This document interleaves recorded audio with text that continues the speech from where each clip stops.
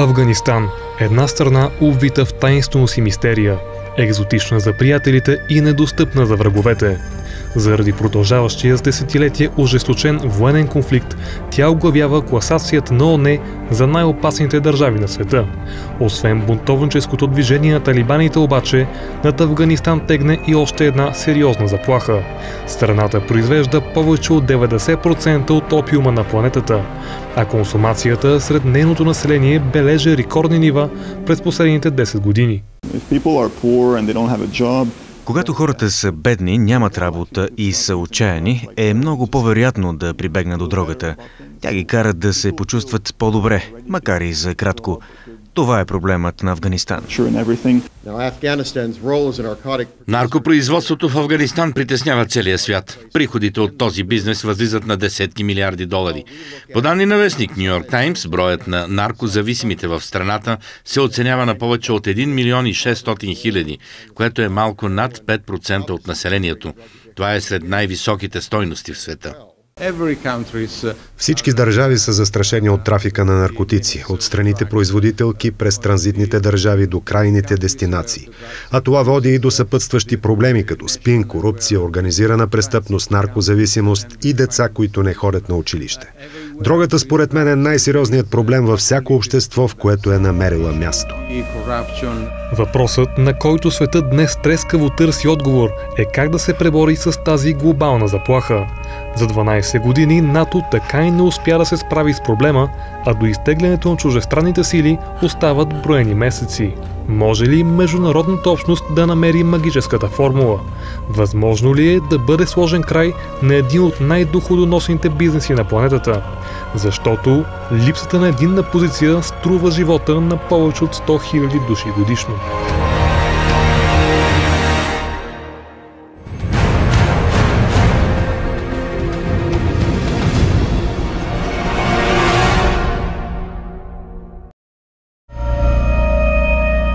Годината е 2013. Светът е на прага на историческо събитие. Съвсем скоро един от най-оспорваните региони на планетата, Централна Азия, може да промени геополитическия си облик. Само след няколко месеца 75 000 военнослужащи от НАТО ще напуснат Афганистан, оставяйки местните власти да се справят с нападите на талибаните. В този преломен период от размираната страна дойдоха поредните лоши вести. Обработваемите площи за сет и смак са нараснали с 36%, а производството на опиум, който е основната съставка за смъртоносния наркотик хероин, се увеличило двойно. Тези данни няма как да не притеснят световната общественост. Още повече, че трафикът на дрога е третият най-доходоносен бизнес в света след търговията с петрол и оръжия.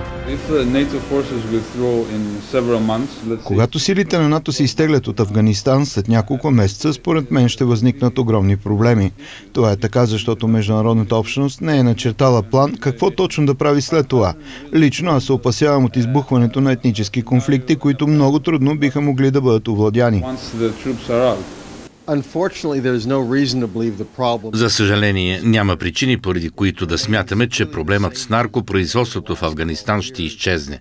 Той си остава все същия през последните 12 години и зависи от сигурността в страната. А сигурността ще се превърне в още по-голям проблем след изтеглянето на силите на НАТО. Това означава, че наркотрафикът ще нараства. Международните сили на Алианса оставят Афганистан в плачевно състояние. Икономиката на страната е напълно съсипана. Наличието на реална власт е спорно, а опасността от нова гражданска война е по-осезаема от всякога. Бедността, постоянните конфликти и политическият хаос превърнаха отглеждането на опиумен мак в единствената възможност за препитание за стотици хиляди афганистански селяни. В производството, транспорта и търговията с дрога са замесени 500 000 семейства, или около 40% от населението на Афганистан. Според някои оценки, от тук идва 1/3 от брутния вътрешен продукт на страната. Между 2001 и 2012 година Афганистан е втори в света по производство на канабис и първи по производство на опиум. Афганистанската икономика е пристрастена към мака. Печалбата от опиум възлиза на повече от $3 милиарда годишно. И макар че местната терористична и бунтовническа мрежа разчита на тези приходи, самите талибани са сравнително скромен играч на пазара. За финансирането на техните структури отиват не повече от $125 милиона или около 4 на 100 от внушителната сума. Селените, които продават реколтата си на трафикантите, получават около 1/5 от печалбата, а останалите 75% отиват при държавни служители, администратори, полицаи и влиятелни вождове на племени кланове. Властта и наркобизнеса вървят ръка за ръка в Афганистан. Дори един от претендентите за президентския пост на изборите до година, Абдул Саяф, е сред най-влиятелните наркобарони в страната.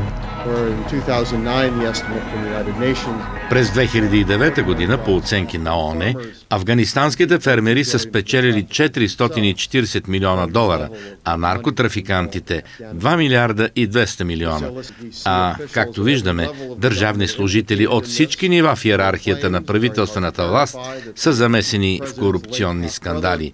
Дори покойният полубрат на президента Хамид Карзай, Ахматула Али Карзай, който беше губернатор на провинция Кандахар, беше обвинен, че има връзки с производството на опиум.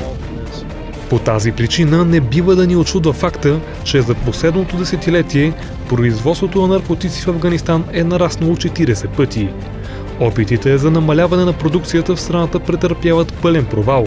Причината е, че традиционният земеделски поминък е доста по-нерентабилен. Опиумът излиза на афганистанския фермер 30 пъти по-изгодно от пшеницата и 40 пъти по-доходоносно от памука. Програмите за изкореняване на маковите насаждения също се сблъскват с неуспех. Това се дължи на факта, че много от племенните лидери и държавните чиновници в Афганистан също са част от престъпната схема. И не на последно място стои двойствената политика на американските стратези. Те твърдят, че унищожаването на маковите полета, разположени предимно в южните провинции Хелманд и Кандахар, би лишило фермерите от техните доходи и би ги накарало да преминат в лагера на бунтовниците. От друга страна обаче, Съединените щати често толерират своите местни съюзници, като си затварят очите за участието им в наркобизнеса.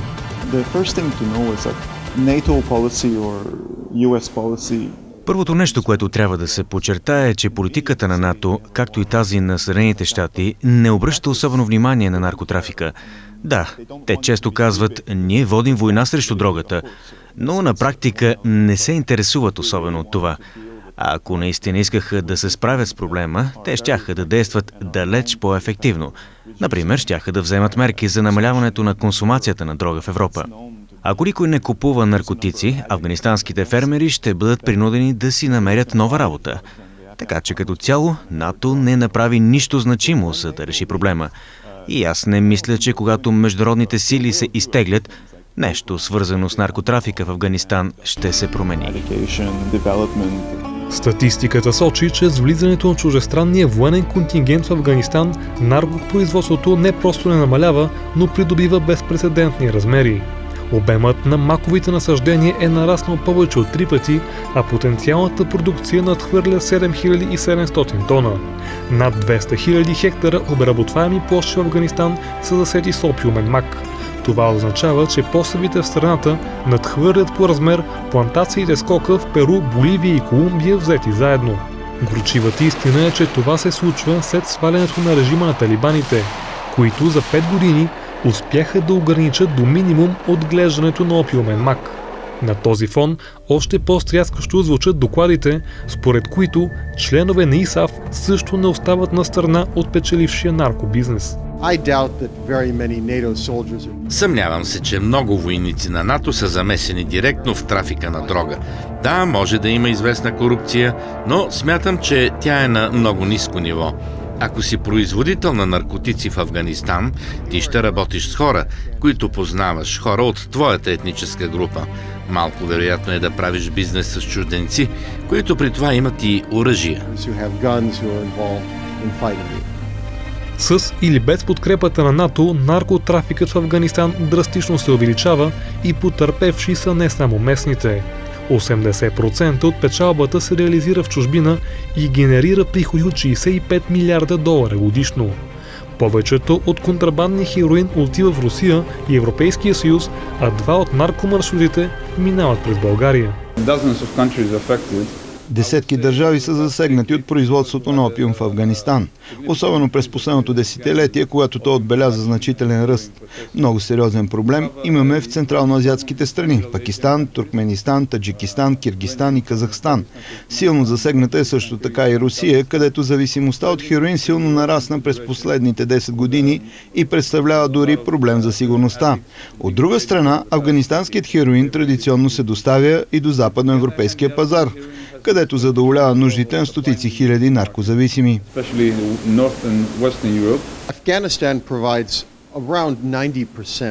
Афганистан доставя около 90% от опиума, който се произвежда в целия свят, така че почти всички държави са засегнати от проблема. Но ако погледнем на картата, страните, които са най-близо до Афганистан, трябва да се чувстват най-застрашени, а България безспорно е една от тях. През последното десетилетие Балканите се превърнаха в своеобразен разпределителен пункт за афганистанските наркотици на европейския пазар. Основна роля в порочния бизнес играе Косово, където суровият опиум се преработва и се прехвърля към потребители от Западна и Източна Европа. Доставките на хероин в България, както и в други балкански страни, идват почти изцяло от Афганистан. Това става благодарение на организираната престъпност в района на Западните Балкани и по-точно в Косово и Босна, където действат основните дистрибутори. Притеснителното е, че с всяка измината година тези групировки стават все по-мощни. По балканския път на хероина всяка година остават средно по 4 милиарда долара, което е повече от брутния вътрешен продукт на Косово. Мафиотските фамилии в страната месечно контрабандират около 5 тона хероин, което е 90% от дрогата на европейския пазар.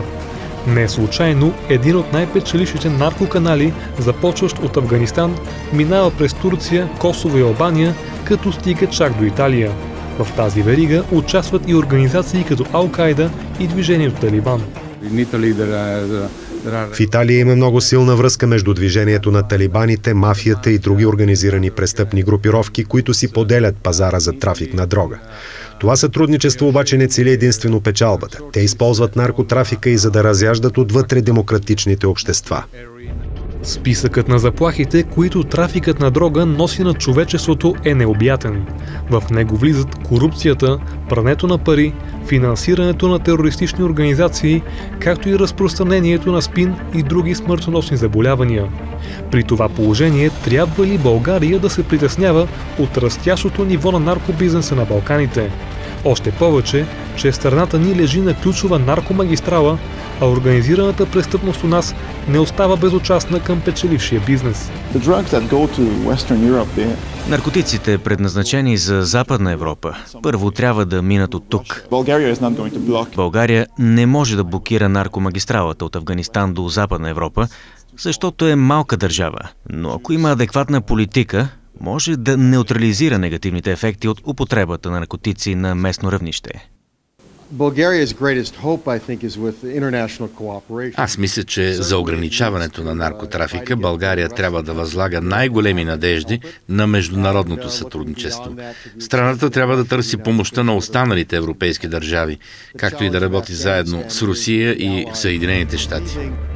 Доктор Фабио Бернабей е на мнение, че международната общност може да победи тероризма и организираната престъпност само като удари тяхното финансиране, а именно ограничавайки наркотрафика в глобален мащаб. Според него обаче това е един дълъг процес, който трябва да започне с възпитаване на децата още в семейството и да продължи с обединените усилия на цялото общество. Най-големият проблем, свързан с дрогата, не е нейният трафик, а търсенето. Именно търсенето е двигателят, който задейства целият бизнес с наркотиците. Аз мисля, че основната вина за това не е на самите престъпници, а на политиците. Защото ако имаше достатъчно ефективни предпазни мерки, този бизнес нямаше как да процъфтява. Редица анализатори се опасяват, че дори и проблемът с маковите постове да бъде решен в Афганистан, това няма да сложи край на наркобизнеса. В негов център веднага биха могли да се превърнат държави, в които властта изпитва сериозни затруднения, като Миянмар, Пакистан или Сомалия. Напоследък все по-голяма популярност придобива мнението, че не унищожаването на реколтата, а превенцията е най-сигурният лек срещу глобалната наркоинвазия. Кои държави са най-защитени от трафика на наркотици? Това са страните от Северна Европа, като Швеция и Норвегия, защото те имат най-строгото законодателство срещу консумацията на дрога. Ограничавайки броя на наркозависимите, тези държави намаляват и влиянието на терористичните организации, печелищи от трафика на дрога. За лечението на наркозависимите е необходимо да бъдат въведени програми за заместване на хероина с метадон.